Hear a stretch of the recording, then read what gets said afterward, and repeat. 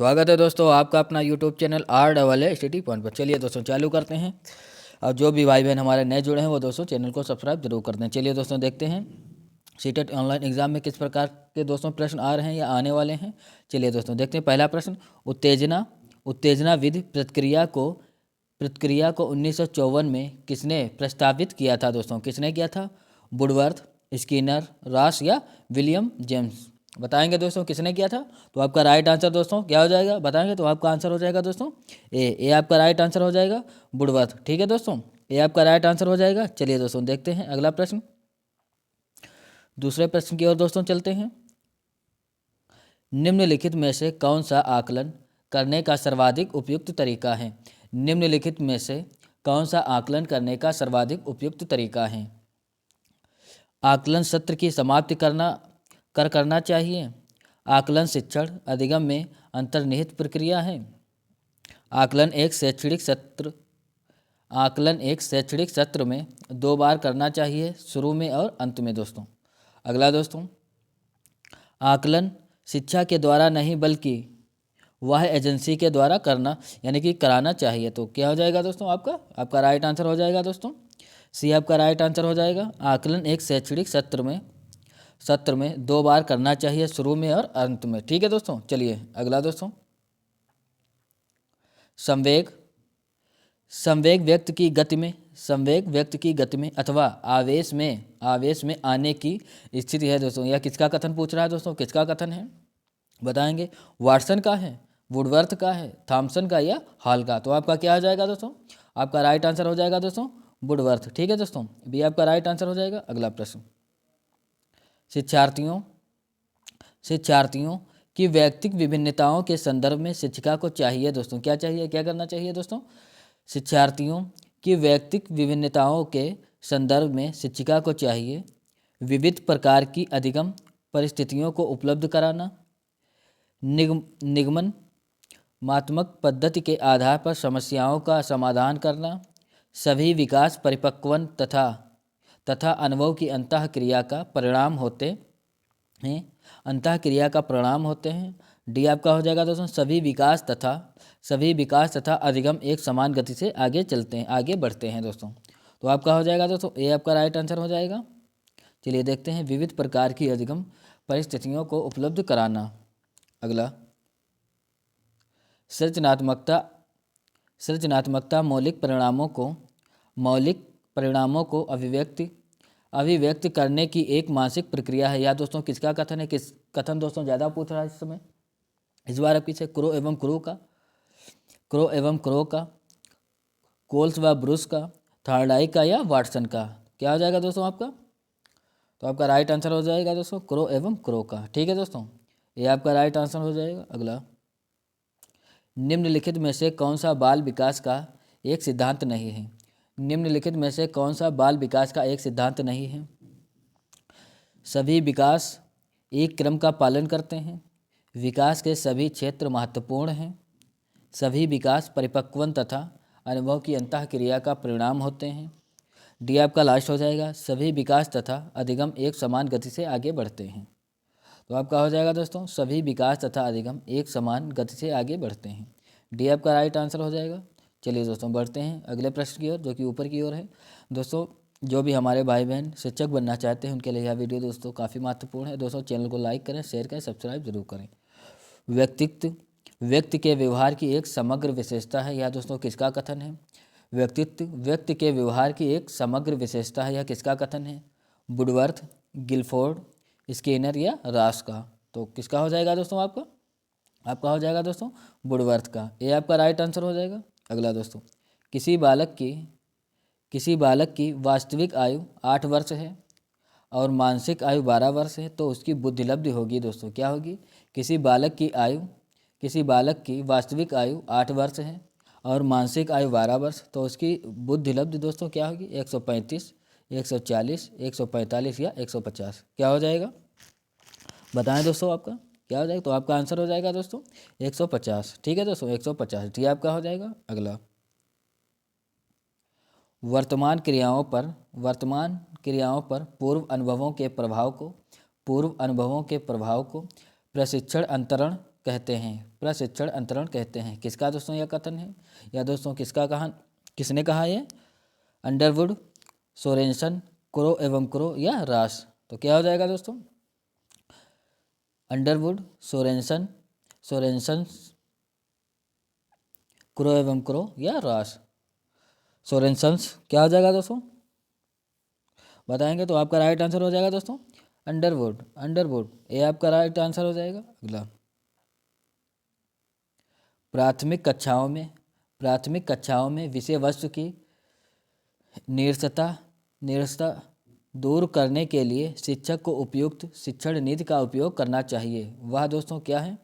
वार्तालाप नीति है, प्रश्नोत्तर नीति है, खेल और मनोरंजन नीति है, या प्रदर्शन नीति है। क्या हो जाएगा दोस्तों?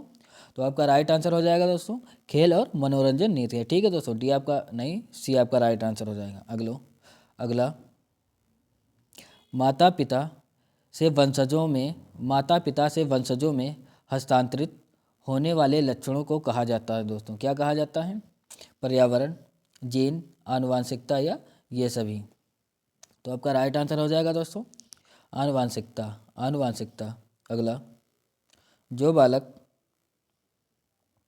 बालक स्कूल के जीवन के मध्य में अपना आयु स्तर की कक्षा से एक नीचे की कक्षा का कार्य करने में असमर्थ हों, वह दोस्तों कैसे बालक होते हैं? पिछड़ा बालक, मानसिक रूप से मंद बालक, समस्यात्मक बालक या मादक द्रव्य का सेवन करने वाला बालक दोस्तों।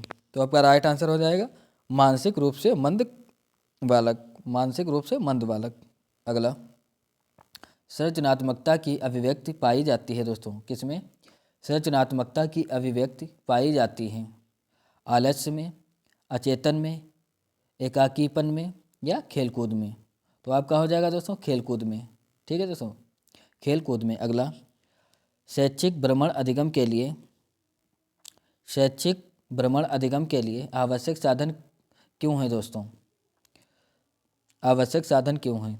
यह रटने की आदत का विकास करता है, पाठ्यचर्या समय पर पूर्ण होती है। अगला दोस्तों, पाठ्यचर्या समय पर पूर्ण होती है। सी दोस्तों, यह कल्पना शक्ति का विकास करता है, भ्रमण के स्थान से प्राप्त ज्ञान स्थायी होता है दोस्तों। क्या हो जाएगा दोस्तों? तो आपका राइट आंसर दोस्तों भ्रमण के स्थान से प्राप्त ज्ञान स्थायी होता है। अगला, चिन्ह भाषा एवं श्रवण दृश्य विधियों का उपयोग किन बालकों की शिक्षा के लिए उपयोगी है दोस्तों? चिन्ह भाषा एवं श्रवण दृश्यों यानी कि दृश्य विधियों का उपयोग किन बालकों की शिक्षा के लिए उपयोगी है दोस्तों? किसके लिए उपयोगी है?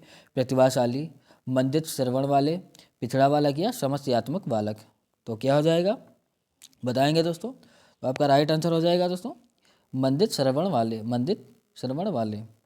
बी आपका राइट होगा। अगला दोस्तों, एक शिक्षक को स्कूल में प्रथम बार आए विशेष आवश्यकता वाले बच्चे के साथ करना चाहिए। प्रथम बार आए विशेष आवश्यकता वाले बच्चे के साथ करना चाहिए।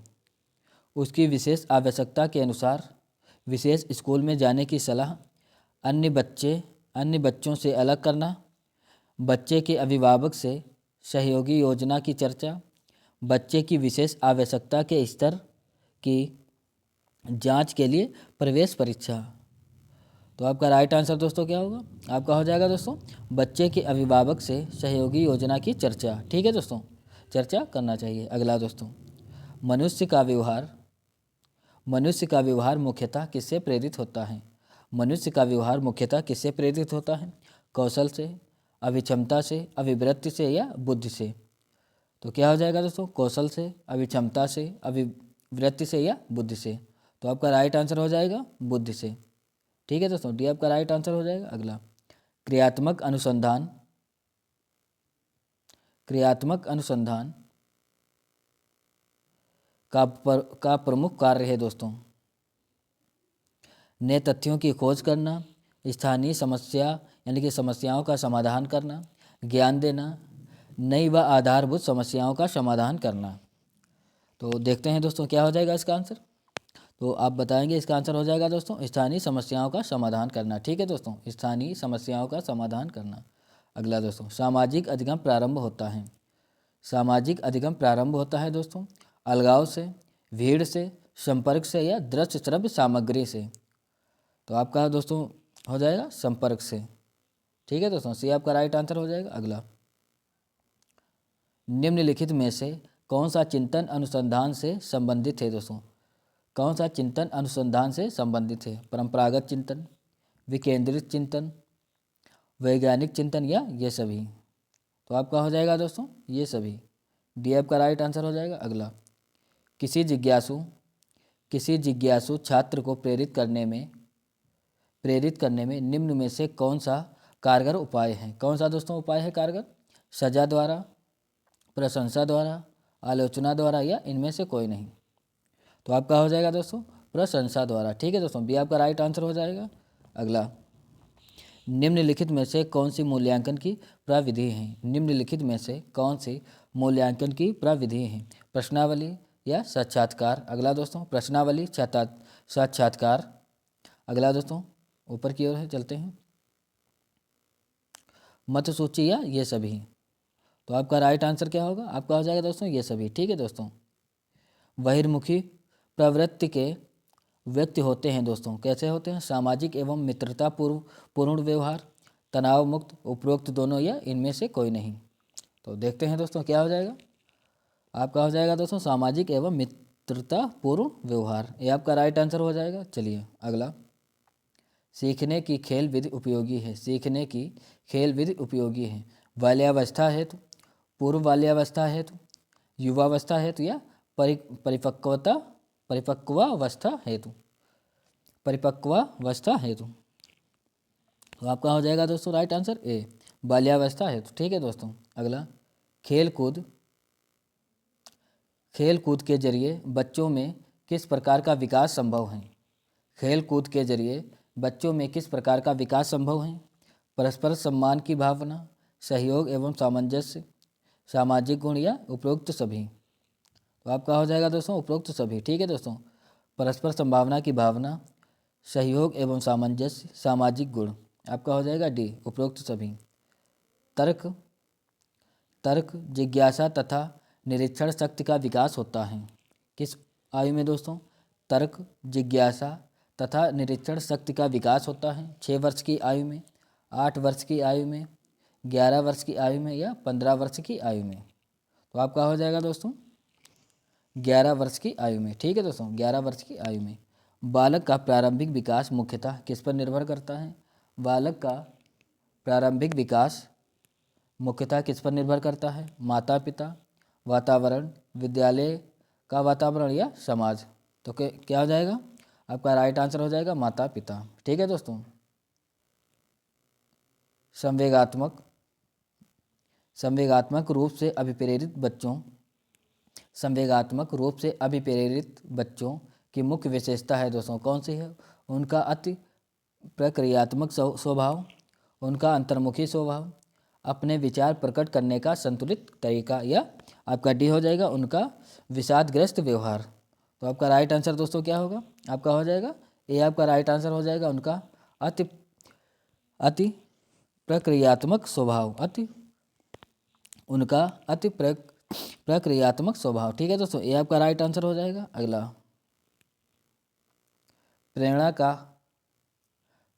प्रेरणा का वही संबंध उपलब्धि से है जो अधिगम का दोस्तों किससे है? तर्क से, चिंतन, बोध या विवेक से? तो बताएंगे दोस्तों क्या हो जाएगा? आपका हो जाएगा दोस्तों बोध से है। ठीक है, जो अधिगम का बोध से है, ये आपका सी आपका राइट आंसर हो जाएगा। अगला, सीखने